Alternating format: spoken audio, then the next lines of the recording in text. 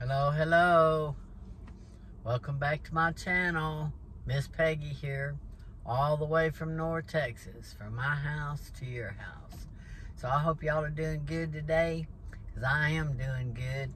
I just got back from the eye doctor getting my right eye cataract checkup. So they said it's doing just fine, and they released me. So now I just gotta wait until they do the next eye, which is next week. So anyway, on the way home at 9 o'clock, I stopped by McDonald's. I was gonna get something to drink. So when I went in there, I saw that they have Happy Meals with this great little toy. And I thought, wow, I need that toy. So I asked them, I was wanting to get a Happy Meal, and they go, oh no, you can't get a Happy Meal until 10:30. I was like, well, what time is it now? He goes, about 9 o'clock or 9:15. I was like, okay, I'll be back at 10:30. So I went ahead and just drove back over to my neighborhood, and I've been sitting in the parking lot. Here is McDonald's right here, and I've been waiting till 10:30. So I got my Happy Meal, and look at this darling little cup that they give you for the little kitties. It's like a little baby glass for Happy Meals. So I filled it up. So I got a free soda, and this is the Happy Meal. So let's look in this little box, and I'm going to show you the Happy Meal and this wonderful gift that's in here that I really got this for. So I might come back and get another Happy Meal tonight or tomorrow or whenever, but if you're wanting to see and get one of these, just go get your Happy Meal, because they're in there now. So let's open it. I don't even know how to open this. Oh, there's the little, it's a nice warm box. I got the hamburger Happy Meal.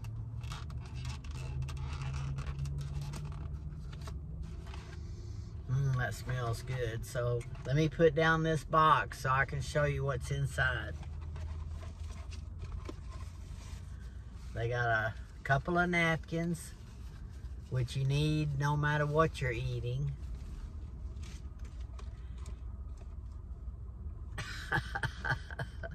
Look at this. Not even as big as my hand. Isn't that cute? Little baby French fries. That is so cute. So there's two of them in there. They give you two French fries. I don't know why they use such a little deal, but I do love French fries.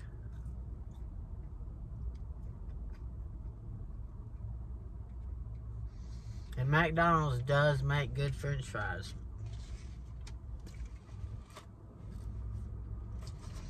And this is it says chicken nuggets, but I asked for a hamburger. No, they gave me chicken nuggets. That's all right.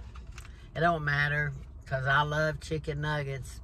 So there is 1, 2, 3, 4, 6 chicken nuggets in here. That's a lot of meat right there. I know there are not many kids that can eat all those chicken nuggets, but they're good. Okay, so then they give you a tangy barbecue for your French fries. And this is what I came for. This is the toy that comes in the Happy Meal today. And there's a picture of it right there. I can't wait to see it. So, let me see if I can open the box.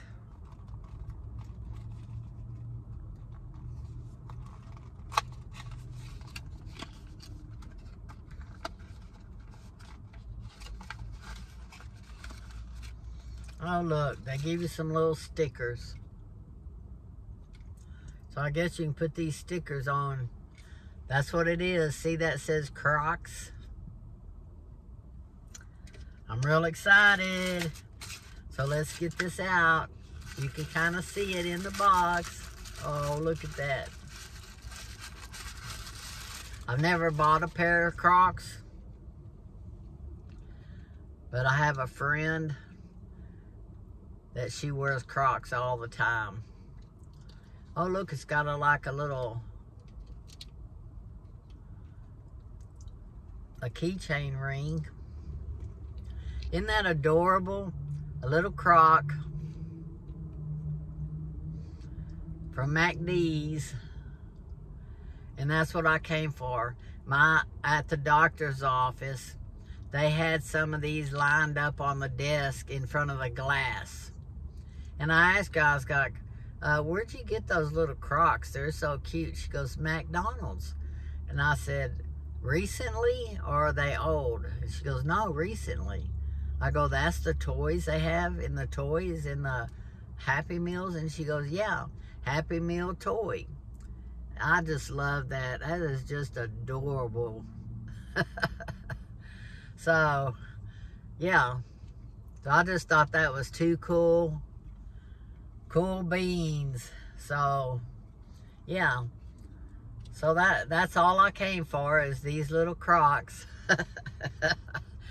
I get really entertained with simple stuff.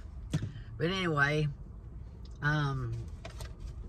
let's see what this tangy sauce looks like and tastes like since I'm already here. Looks like barbecue sauce. You'd think they'd put ketchup in there for little kids.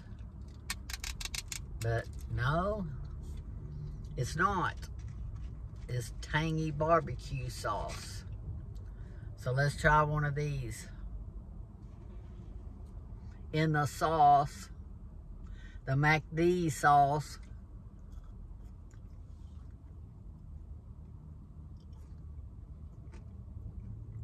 And you can double dip when you're the only one eating out of it.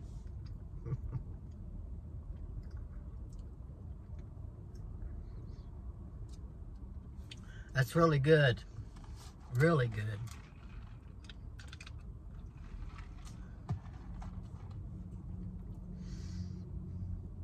I just love those little French fries boxes.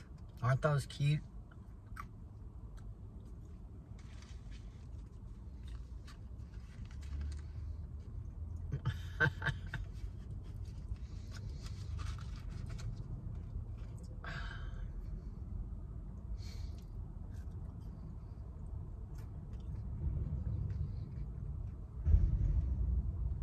I do love barbecue sauce.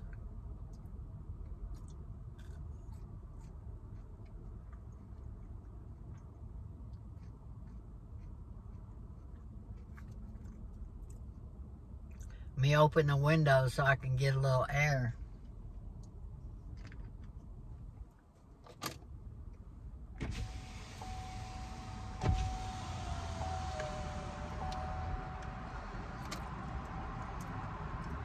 Well, that sun is bright.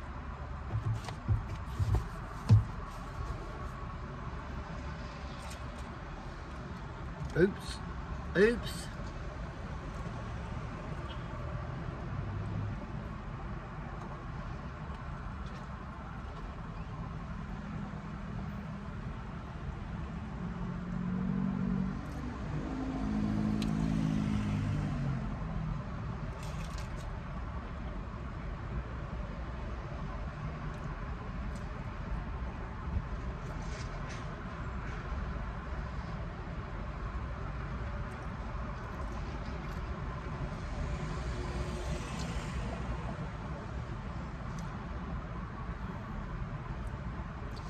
So if y'all ain't never had cataract surgery, you will if you live long enough.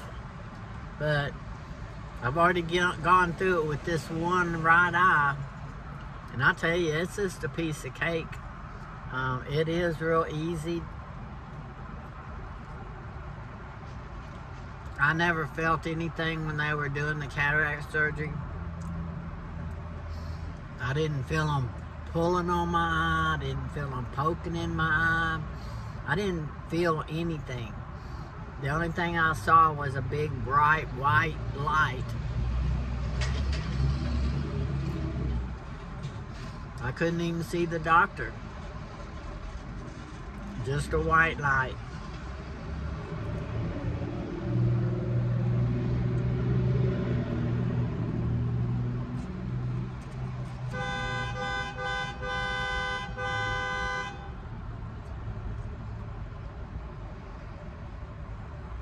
Their horn's working good, isn't it?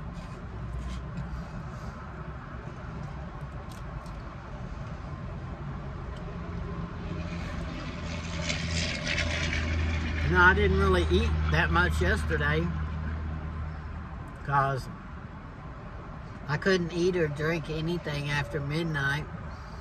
And then I had to be at the surgery hospital at Baylor Scott and White at 6 o'clock. And when I came home from the cataract surgery, I just went and laid down and I slept almost all day.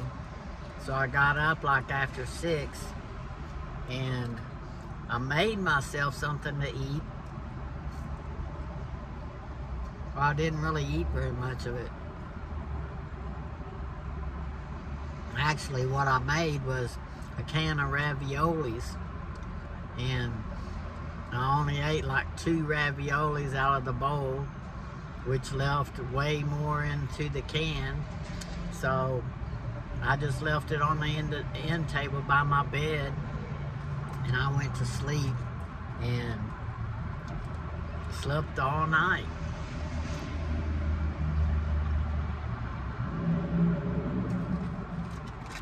I had to take my anxiety medicine yesterday morning, which I usually don't do,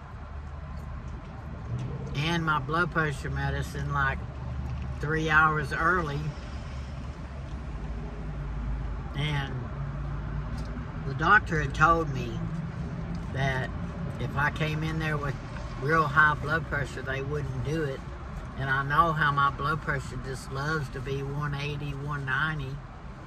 So I was kind of afraid. So I took my blood pressure medicine early, and then I took my anxiety medicine before I left the house. And when I got there and they started the surgery, they took my blood pressure and said it was 190. And then they left the room and they said they'd be back. But right before they took me into surgery, they took my blood pressure again, and she said, wow, that's a lot of change. She goes, that's 130. She goes, because a while ago it was 190, and they were really confused. And I was like, well, that's because I took my anxiety medicine, and my high blood pressure is caused from my anxiety, so the anxiety medicine kicked in, and the blood pressure medicine it already kicked in too, and it knocked it down 60 points while I was getting my eye surgery done, and they couldn't believe it. But you know, it's really strange that they say my high blood pressure is caused from anxiety. And how they know that is that you've got 3 numbers on your blood pressure. The first number is like the blood going out of your heart. The second number is the pressure of the blood coming back into your heart. And then the third number is your pulse. Well, the second and the third number were always good.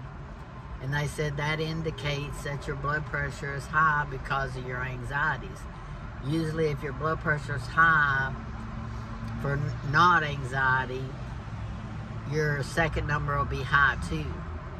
So that's how they determined that I had high blood pressure from my anxieties. So I just have to keep taking my anxiety medicine to keep my blood pressure low. And I just find that awful curious. Okay, I ate all those in that little box. Let's get a nugget. So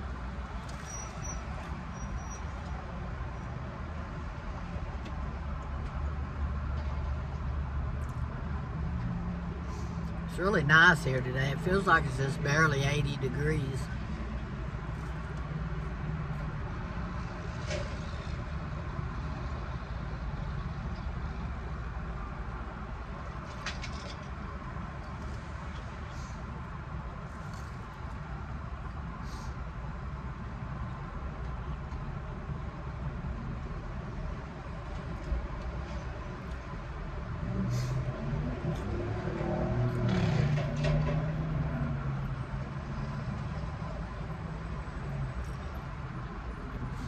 I'm very thankful that my son, Bubba, was able to drive all the way over here and take me to get my cataracts fixed. I don't know what I'd have done without him, because my neighbor that helps me, she moved. Her and her husband got a house that is bigger. It has more bedrooms, so each of their children can have their own bedroom. So I'm missing her.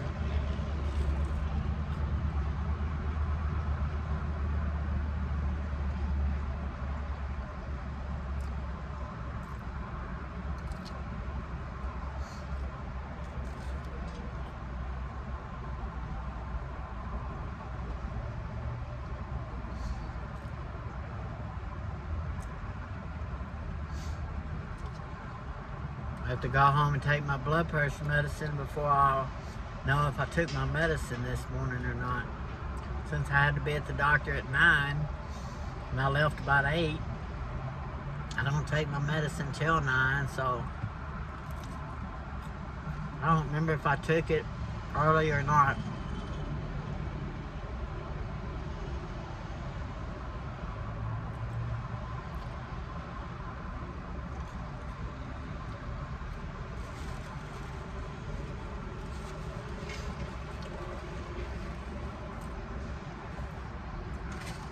Ooh, that's good.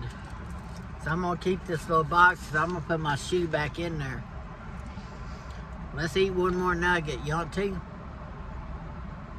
It's about all the sauce I got left is about for one more.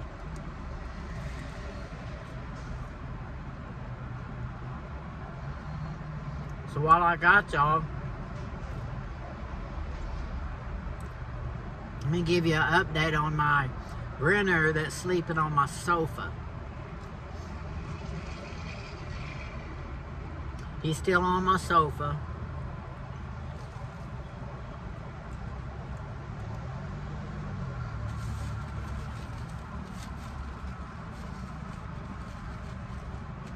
I'm trying my best to get along with him, but this morning, while I was getting my cappuccino and drinking it in the kitchen, he's laying on the couch asleep with his eyes closed.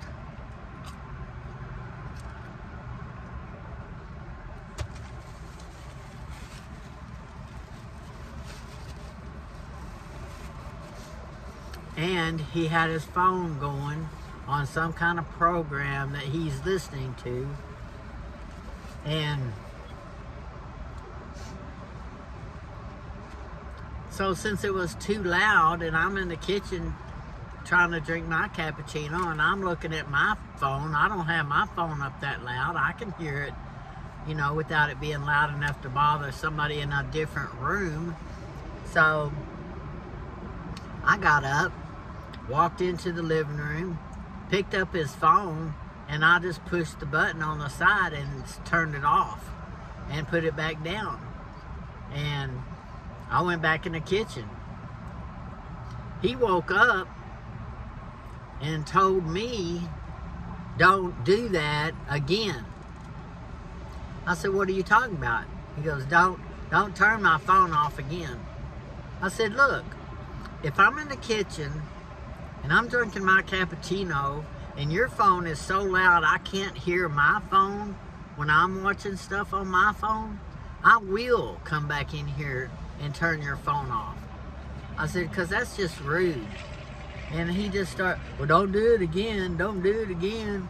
And I told him, it's like, your rudeness don't really go very far with me. This is my house, not yours.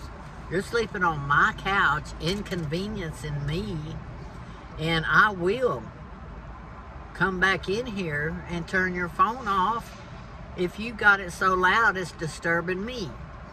I said, I'm tired of that. And I'll tell you what, another thing I told him I'm tired of. I'm tired of his BO. I have told him 3 different times in the last 2 weeks that he needs to get up and do something about his BO because his hygiene is lacking. And his smell came into my bedroom one night and I woke him up at 4 o'clock in the morning. And I told him, there's no excuse for that. There's no reason in the world that you need to be laying there stinking. I said, I know a fact for life that doctors say all the time. You can smell yourself before anybody else can smell you. So he's ignoring his own body odor long enough till it starts bothering me. And he's like, well, it don't bother me. I said, you might be used to your own smell, but everybody else is not. And yes, I will continue to harp on that because I'm tired of having to hold my breath to go from my bedroom to the kitchen just to pass through the living room. And I came down on him pretty hard about that. And I told him there's no excuse for that. No excuse whatsoever for somebody just to ignore their own body odor and cause other people to suffer. You know, there's nothing worse to me than body odor. And he's just like chuckling like, well, whatever. You know, I'm just done with him. And I went in there and I told him, don't tell me not to touch your stuff again. I said, you're laying on my couch. You're sitting in my house. You're disturbing my peace. And you're using my TV tray. And I went over there and I picked that whole TV tray up and I moved it away from the sofa. I said, keep being smart and inconsiderate, and I'll take everything out of this room that you're even using. I said, I can make sure you're not watching TV. I can make sure you're not comfortable. I can make sure that you don't have a TV tray to hold your glass. I can really make your life miserable because you're forgetting this is my house. This is my boundaries. This is my request. And if you're gonna laugh and insult me on me requesting that you have concern for your own body odor, yeah, and this was before I had to go to the doctor this morning. And he got me all upset. I didn't even take my blood pressure because I think I did take my medicine because of that. But yeah, he got me so upset. I know my blood pressure went up because when you get upset to argue with somebody, that'll make your blood pressure go up. So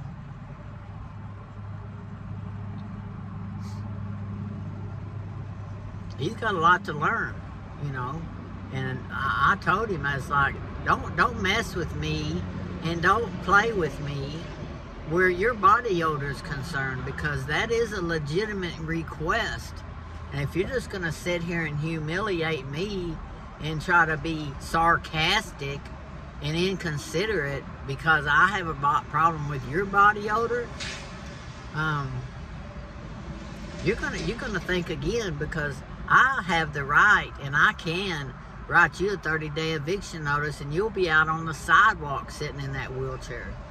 I was pretty hard on him, but you know, I just don't appreciate somebody that can be that much of a jerk and not even care about others whenever they're concerned about their body odor. So I went in my room and got ready for the doctor, and when I got ready to leave, he had a clean shirt on, but I, for one, have not yet seen him use a wash rag. I don't know, I think he's just reapplying deodorant on top of his stink that calms down the smell, but he's got to be funky. I mean, there's no way he cannot be funky. I mean, that's just disrespectful to others. So that's what I'm dealing with.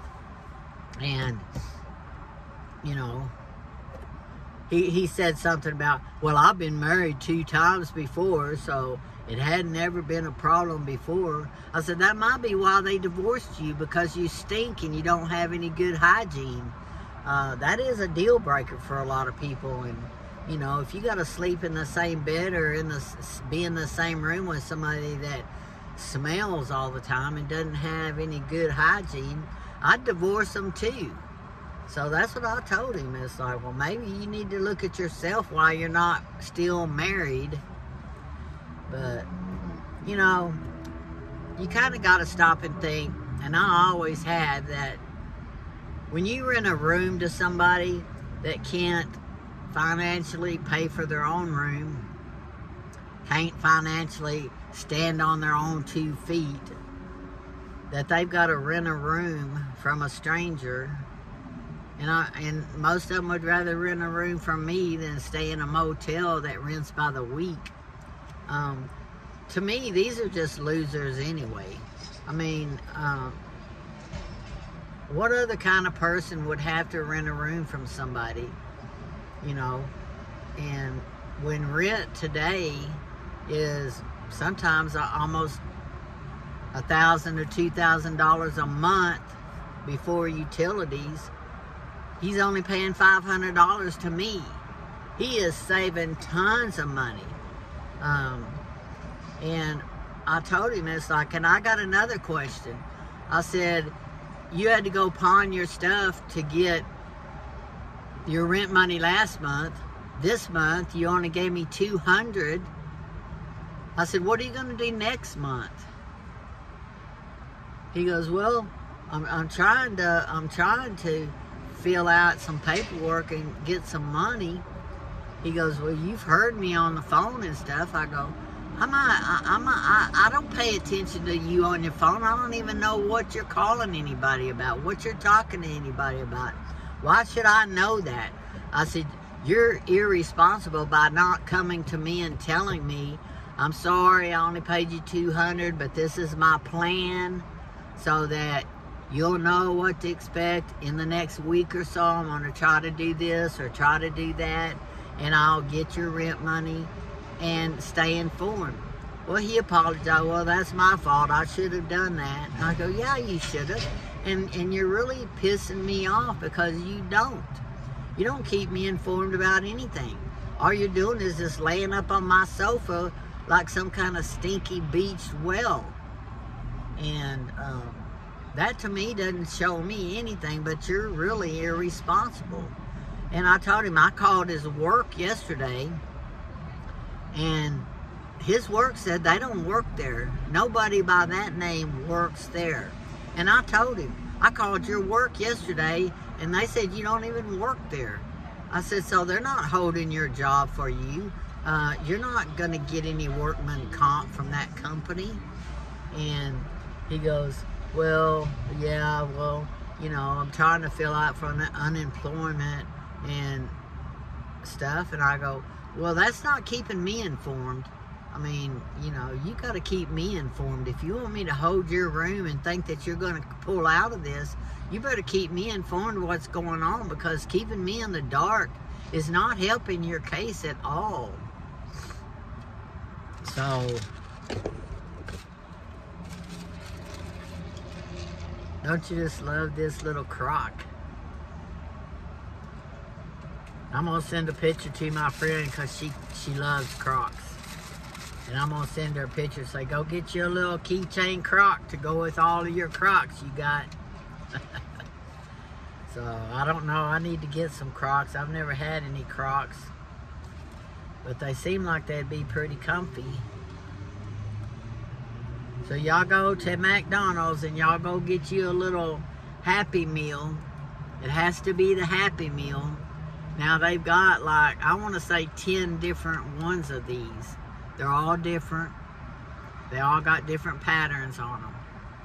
But, yeah, it's the cutest little thing. So, now that I'm through ranting about my renter on my sofa, you know, his motorcycle's wrecked. He can't even drive it. He can't even go look for a job. If he looks for a job, he's going to have a job on the bus line in Fort Worth. So that's almost like, who's going to hire you when you roll in there in a wheelchair? I mean, really. I mean, I don't know anybody I've ever worked with that was in a wheelchair. Most people that are in a wheelchair are usually on disability, or they live with somebody that takes care of them. So, I don't know. I'll keep y'all posted about what's going on, but I told my son yesterday, Bubba, that I'm probably going to rent his room upstairs, and he won't have a room to go back to. So, I'll rent his room to somebody else, and when he gets off my couch, he's going out the door, because I'm done with him and his sarcastic attitude about what he's going to do and what he's not going to do, and what he's going to tell me what to do. So,